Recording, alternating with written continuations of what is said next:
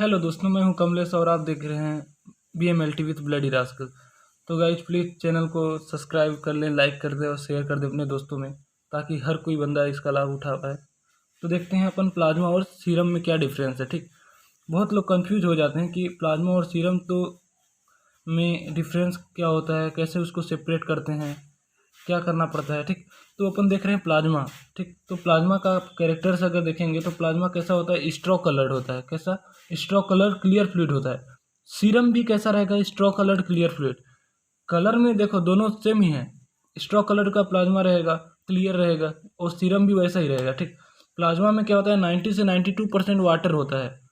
ठीक, और 8 से 10% सोलिड। सोलिड में दो पार्ट कर सकते हो। सोलिड में क्या क्या, एक तो ऑर्गेनिक वाला पार्ट, एक इनऑर्गेनिक वाला पार्ट। और ये दोनों ऑर्गेनिक वाला पार्ट है। देखो, इसको हमने अलग अलग क्यों कर दिया है, क्योंकि 8 से 10% सॉलिड में से अकेला 6 से 8% प्रोटीन होता है। ठीक, प्लाज्मा में 8 से 10% अगर सॉलिड है तो सॉलिड में क्या आते हैं, ऑर्गेनिक और इनऑर्गेनिक। आप ऐसे डिवाइड कर सकते हो, जैसे कि सॉलिड को ऐसे भी आप डिवाइड कर सकते हो दो पार्ट में, कि ऑर्गेनिक और इनऑर्गेनिक।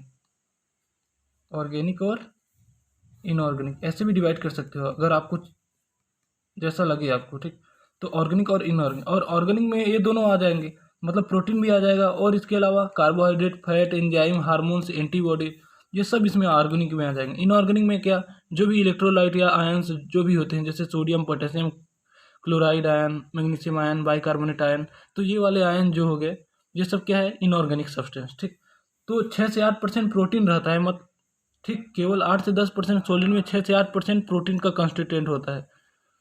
तो सोचो, 2 से 4% में ये पूरे आ जाते होंगे। ठीक, ये वाले कुछ ऑर्गेनिक और ये वाले इनऑर्गेनिक 2 से 4% में ही इंक्लूड हैं। ठीक, अब देखो सीरम और प्लाज्मा में क्या अंतर है। सीरम इक्वल टू क्या होता है, प्लाज्मा माइनस फाइब्रिनोजन। बहुत सारे लोग इसको रट लेते हैं, बस फील करना है कैसे होता है। प्लाज्मा में से जो क्लॉटिंग फैक्टर फर्स्ट होता है ना, उसको हटा दोगे तो सीरम हो जाएगा। देखो, प्रोटीन जो है, प्रोटीन में क्या क्या रहता है, एल्बुमिन, ग्लोब्यूलिन और फाइब्रिनोजन, ये रहे प्लाज्मा प्रोटीन। तो सीरम में क्या हो गया, फाइब्रिनोजन नहीं देखने को मिलेगा। सीरम में क्या होता है, फाइब्रिनोजन तो यूज हो गया फिब्रिन क्लॉट बनाने में, तो फाइब्रिनोजन हमको नहीं देखने को मिलेगा सीरम में। तो सीरम इक्वल टू क्या हो गया, प्लाज्मा माइनस फिब्रिनोजन। ये क्लॉटिंग फैक्टर फर्स्ट है, तो फर्स्ट क्लॉटिंग फैक्टर फाइब्रिनोजन होता है। तो प्लाज्मा में से, तो सीरम क्या है, सीरम और प्लाज्मा सेम ही है, बस इसमें अंतर क्या है कि फाइब्रिनोजन नहीं रहता सीरम में बस। बाकी प्लाज्मा में फाइब्रिनोजन है, देखो यहाँ पे है, देखो प्लाज्मा प्रोटीन के रूप में फाइब्रिनोजन है, लेकिन सीरम में फाइब्रिनोजन नहीं होता है। तो यही मेन अंतर है भाई। ठीक, और अगर मान लो जैसे ब्लड लिए तुमने, ठीक, क्या किया तुमने, एक टेस्ट ट्यूब लिया, ये टेस्ट ट्यूब है,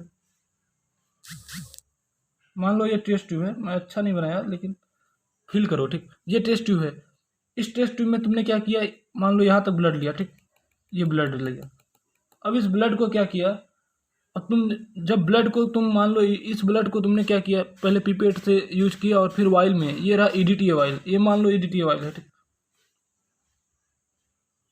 ईडीटीए वाइल, ये कौन सा वाइल है, मान लो ईडीटीए वाइल। ठीक, ईडीटीए वाइल, मतलब इस ईडीटीए क्या है, एंटीकोगुलेंट, मतलब एंटीकोआगुलेंट वाला वाइल यूज करोगे। जब जब एंटीकोआगुलेंट वाला वाइल यूज करोगे तो ये ब्लड ब्लड तो क्लॉट होगा नहीं, क्योंकि एंटीकोगुलेंट का फंक्शन ही क्या है, क्लॉट को रोकना। एंटी मतलब अगेंस्ट, कोआगुलेशन मतलब क्लॉटिंग, तो क्लॉट को रोक रहा है। ईडीटी वाइल में अगर तुम ब्लड को अगर भर दिए, तुमने फिल कर दिया, तो क्या हो जाएगा, ब्लड क्लॉट होगा नहीं। और जब ब्लड क्लॉट नहीं होगा और तुम सेंट्रीफ्यूज मशीन में डालोगे, जब जैसे सेंट्रीफ्यूज मशीन का ऐसे रहता है कुछ ऐसे ऐसे, ठीक, सेंट्रीफ्यूज मशीन ऐसे रहता है, मैं बता दूंगा, अभी डायग्राम दिखा दूंगा।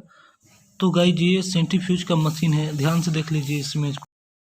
तो इसमें ऊपर से अगर देखोगे तो ऐसे ऐसे रहेंगे, 1 2 3 4 5 6, मतलब ठीक। अगर यहाँ ट्यूब रख रहे हो तो एक इसके सामने रखना पड़ेगा, यहाँ रख रहे हो तो इसके सामने, सॉरी इसके सामने, ठीक, और इसके सामने, मतलब बैलेंस करना पड़ेगा, ट्यूब को बैलेंस करना पड़ेगा। ठीक, जैसे अगर आप इस फर्स्ट वाले इस वाले में रख रहे हो तो इसके सामने वाली जो अगली जो ट्यूब रहेगी यहाँ फिल होगी। ठीक, बैलेंस, तो सेंट्रीफ्यूज में बैलेंस करना बहुत जरूरी है। अब इसको तुमने क्या किया है, ईडीटी ऑयल को सेंट्रीफ्यूज मशीन में डाल दिया, और अच्छे से बैलेंस करने के बाद तुमने अगर सेंट्रीफ्यूज मशीन को क्या किया, मतलब तुमने स्विच ऑन कर दिया, तो क्या होगा, सेंट्रीफ्यूज होने के बाद क्या हो जाएगा, ये जो इसमें जो ब्लड आ जाएगा, कैसा आ जाएगा, इसमें जो ब्लड 3 पोर्शन में डिवाइड हो जाएगा। कौन कौन से, एक हो जाएगा क्या, इधर वाला ये रहे प्लाज्मा, ठीक, इतना है क्या प्लाज्मा, एक छोटी सी लेयर दिखेगी हल्की सी, ये हो गया बफी कोट होता है। ये क्या है, बफी कोट, ये है प्लाज्मा, ठीक, और ये है बफी कोट, ये है बफी कोट। बफी कोट में डब्ल्यूबीसी और प्लेटलेट रहेंगे, प्लाज्मा तो प्लाज्मा ही है, ठीक। और यहाँ नीचे क्या सेडिमेंट में क्या मिलेगा, आरबीसी, आरबीसी वगैरह सेडिमेंट में मिलेंगे, ठीक। तो ये रहा आरबीसी सेडिमेंट क्यों हो रहा है, क्योंकि ये हैवियर है, बाकी जो प्लाज्मा और डब्ल्यूबीसी प्लेटलेट है उनकी तुलना में ज़्यादा हैवी है आरबीसी, ठीक, एज कंपेयर, उनके कंपेरिजन में, ठीक। तो अगर तुम क्या करोगे, जब ब्लड को सेंट्रीफ्यूज करोगे, एंटीकोगुलेंट ब्लड को, किस ब्लड को, एंटीकोगुलेंट ब्लड को अगर आप सेंट्रीफ्यूज करोगे तो आपको दिखेगा प्लाज्मा, बफीकोट और आरबीसी, ठीक। सुपरनेटेंट यानी कि सबसे ऊपर वाला प्लाज्मा रहेगा और बीच में मिडिल में बफीकोट और सबसे इनर, सबसे सेडिमेंट के रूप में आरबीसी मिलेगी आपको। अब सीरम में क्या होता है, मान लो देखो ये ब्लड था, अब यहाँ ईडीटी वाइल में तुमने डाला था, अब ईडीटी वाइल में ना डालो, प्लेन वाइल में डालो। प्लेन वाइल क्या होती है, रेड कलर की कैप मिलेगी आपको, ईडीटी वाइल ही जैसा रहेगी, बस इसका जैसे ईडीटी वाइल का कैप कैसा रहता है, पर्पल कलर या लेवेंडर कलर बोल देते हैं, जबकि इस प्लेन वाइल में उसका कैप कैसा रहेगा, रेड कलर। तो अगर हम प्लेन वाइल में अगर आप डालोगे ब्लड को, तुमने क्या किया, प्लेन वाइल में मान लो निकाला, ठीक, जैसे मान लो सिरिंज से निकाला और डायरेक्ट प्लेन वाइल में डाल दिया, तो प्लेन वाइल क्या करेगा, इसमें कोई एंटीकोगुलेंट नहीं है, इसमें क्या है, नो एंटीकोगुलेंट, नो एंटीकोगुलेंट, इसमें एंटीकोगुलेंट है ही नहीं। इसमें ना जो प्लेन वाइल है उसमें एंटीकोगुलेंट वगैरह कुछ नहीं होते। जब कुछ है ही नहीं तो ब्लड क्या हो जाएगा, कुछ देर बाद रख दोगे तो क्या हो जाएगा, कुछ देर बाद देखोगे क्लॉट हो जाएगा, ब्लड क्या हो जाएगा, क्लॉट। अब जब ब्लड क्लॉट हो गया और उसको सेंट्रीफ्यूज करोगे मशीन में ले जाके, ठीक, सेंट्रीफ्यूज करोगे तो तुमको दो चीज़ मिलेगा। जैसे इसमें तीन चीज़ मिल रहा था, प्लाज्मा, बफीकोट, आरबीसी, इसमें केवल दो ही चीज़ मिलेगा, क्या, सीरम मिलेगा, एक तो सीरम मिलेगा और एक क्लॉट जैसा दिखेगा, बस दो ही चीज़ मिलेंगे, ठीक।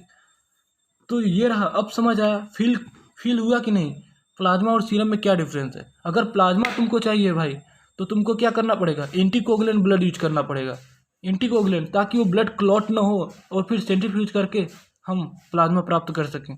और अगर तुमको सीरम चाहिए, अगर आपको सीरम चाहिए तो आपको प्लेन वाइल यूज करना पड़ेगा, ताकि क्लॉट होने के बाद सीरम मिलता है। मतलब तो अपन क्या समझे इससे, जब क्लॉट होने के बाद जो मिलेगा वो सीरम रहेगा और विदाउट क्लॉट के जो मिलेगा वो रहेगा प्लाज्मा। तो गाइस ये रहा एंटीकोगुलेंट वाइल जिसमें हमने उसको सेंट्रीफ्यूज किया। तो बहुत सारे बच्चे कंफ्यूज रहते हैं, तो ये अब फील हुआ कि नहीं।